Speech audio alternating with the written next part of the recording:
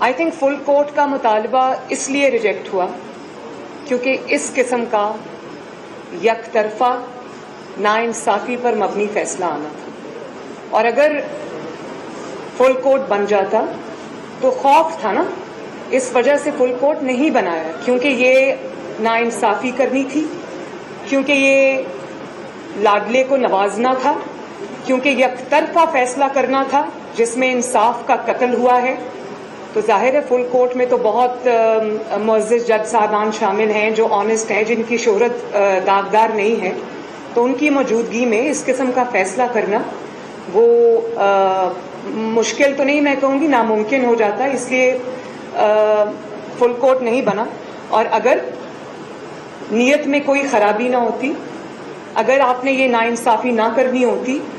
تو آپ کو کوئی آر نہیں تھا، کہتے جی فل کورٹ بنائیں، بیٹھیں، چیلنج کریں۔ لیکن دیکھیں جب آپ نے چند ہفتے پہلے ایک بالکل فرق فیصلہ دیا،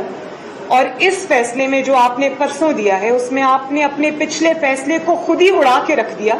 تو ایسی چیز کا جو وہ فل کورٹ تو یہ نہ کرتا، تو ظاہر ہے پھر فل کورٹ تو نہیں بنایا، اسی لیے انکار ہو گیا۔ مجھے پورا یقین تھا، ہمارے کئی ساتھیوں نے کہا کہ فل کورٹ بنے گا، میں نے ان کو کہا کہ فل کورٹ نہیں بنے گا، فل کورٹ تب بنتا جب انصاف ہوتا اور اس پہ اسٹیمپ لگ جاتی، یہ فیصلہ کرنا تھا تو فل کورٹ نہیں بنا۔ اب فیصلے کی طرف آ جائیں، مجھے اس پہ بھی بات کرنی ہے۔ دیکھیں فیصلے میں لکھا، میں ایک ایکسرپٹ پڑھ کے سناتی ہوں قوم کو۔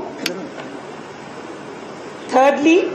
if a judge has unconsciously followed an incorrect view of law, he has, by conscious application of mind, the freedom to adopt the correct view of law subsequently. یعنی کہ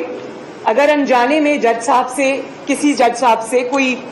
غلطی ہو گئی ہے تو اس کے بعد اس کو یہ موقع ملنا چاہیے کہ وہ اپنی غلطی کو، اس کی تصحیح کرے اور کریکٹ ویو لے لا کا۔ اب یہ بتائیں کہ غلطی اگر کی تو وہ بھی لاڈلے کے حق میں، اس کی تصحیح کی تو بھی لاڈلے کے حق میں، یہ کیسی تصحیح ہے بھائی، اور وہ کیسی غلطی تھی؟